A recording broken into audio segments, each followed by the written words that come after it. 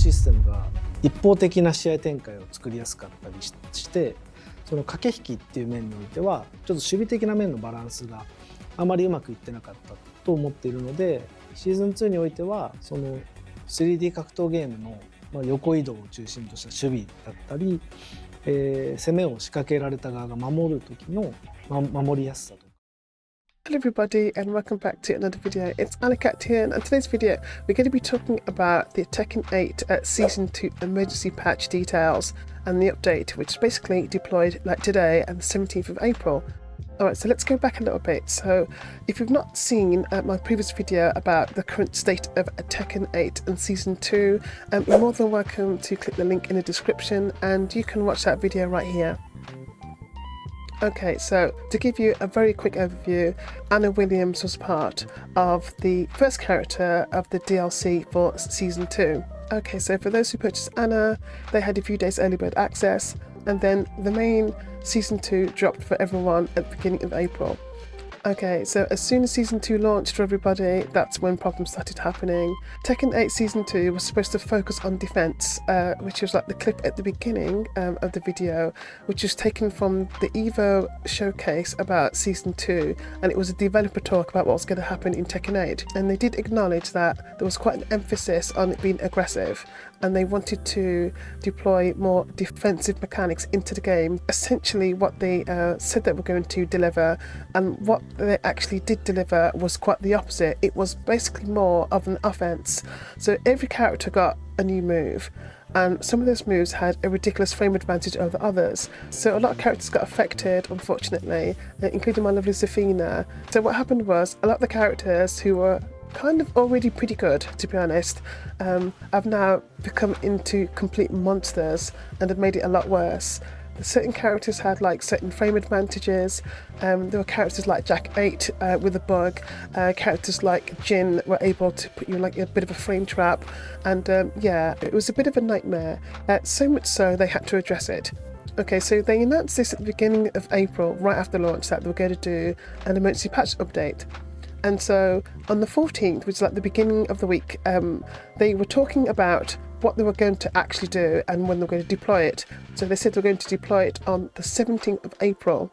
So if you think about it, it launched a few weeks ago. There were some problems. There was a huge backlash. So many people were miserable about it, even pro players, even casual players. Everybody was having an issue with it. So of course now it comes down to fixing it. So a lot of people are saying, can they revert it back to Season 1? And of course that was going to be impossible. And we kind of knew this as well. Like, I don't think they're going to like revert a whole like season change after when they've just like spent a lot of money and like marketing and like publicity saying what they're going to do. So I was saying in my previous video that it's going to look like a gradual change, like per patch. So we've got this one now, and maybe they can address a couple of things that was wrong with the game. For the next few lots of patches, they're going to gradually try and like restore it. But I, for one, for example, know that they're not going to change like Zafina's like new move, and I know I keep going on about it. But so some characters are going to stay as they are, but maybe they might just balance out the effect and maybe some of the execution times and speeds of the move. Okay, so we've moved on to the Tekken subreddit, and there's a post by Wong Snow where he quotes Nakatsu from the actual official X page from him, and he's talking about the rough launch of Season 2. Alright, so let's read this tweet out, and it basically says, to all Tekken fans around the world, thank you as always for your continued support. I would like to offer my heartfelt apologies as a game director for the fact that the recently released Season 2 did not meet your expectations and caused inconvenience due to critical issues. We take all of your feedback and comments very seriously. The entire team is working together with full commitment to resolve these problems and deliver a better gameplay experience. We will continue to make steady, meaningful improvements one by one and do our utmost to regain your trust. Hashtag Tekken 8. Okay, so that was the official game director, Nakatsu, who tweeted that. And of course you've got some comments here. It seems to be like a very like popular thread at the moment. Let's just read like some of like the most popular ones. Okay, this one from Urian. There's a difference between not meeting expectations and doing the exact opposite of what you said you were going to do. How did this patch even happen? Devs behind the scene must have been so confused when they saw him talking all about defense, but they were coding for more offense. That's a very good point. So there's another one underneath that. That's why you don't make your focus groups to be your actual paying customers. Okay, it's interesting. Another one, please refer lead changes. Oh my goodness. And here's another one as well, and then this one by Hutzone. I'm not sure how it's quantified in the corporate marketing world, but the damage to the brand done by this whole fiasco must be pretty severe. It escaped containment of the FGC. Steam review, which are publicly available to potential new customers, probably won't go up S1 levels anytime soon, Season 1. The benefit of the doubt that some optimistic community members had afforded them is gone. The apology is nice, and all but the sink of this incident is going to perpetuate throughout this game's lifespan. I hope that hard lessons were learnt from this, and hopefully those lessons are applied to T9, Tekken 9, oh my goodness. Even going from overwhelming negative to mixed is going to take ages, and that's from Free Saturn. So yeah, so as you can see, like, you know, you're more than welcome to check out the Tekken subreddit. Obviously, like, it's not for some people, but if you wanted to get what some general people are thinking about the game, you hang out on Reddit, you should sort of check that out. Alright, so that's what people are saying on the streets. So let's have a look to see what the pros are talking about this. So I moved over to Twitter now, on the X page, and we're going to look at like the latest news on Season 2, and we're just going to read out a few of those things. Alright, so just give me a second. So we've got Tekken 8 Season 2 patch, community reactions and game balance.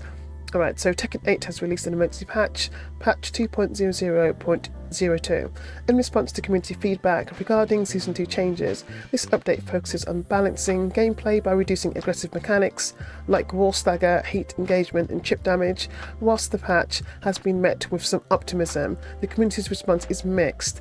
Many players see it as a step in the right direction, but believe more significant changes are needed to address the game's core issues. The developers have expressed apologies for the initial dissatisfaction and are actively engaging with player feedback, promising further adjustments. Discussions among players highlight a desire for continued improvements to make the game more enjoyable and balanced. So number one is a tweet by Nakatsu, and sort of goes down here, and so you got the official Tekken like 14 hours ago on this one, just saying maintenance for patch 2.00.2 has started. Online contents will be unavailable for a few hours. Okay, so it's got read the full patch notes here, which takes you to the official Tekken website, and of course the news is also in English as well. Okay, so it talks about like, the general changes and everything, and then we go on to like the main meat of it now, which is like what is actually going in the patch notes.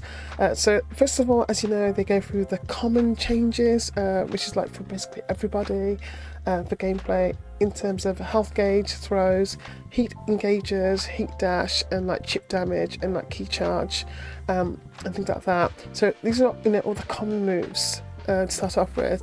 Now Hedara did say that they're going to increase the health bar by a little bit more, basically, so hopefully that might negate some of like the heavy damage. So as you can see, they've got the individual characters that have been affected like the most, and I would like to think that maybe the characters with the most changes are the ones who benefited from the first version of the Season 2 patch.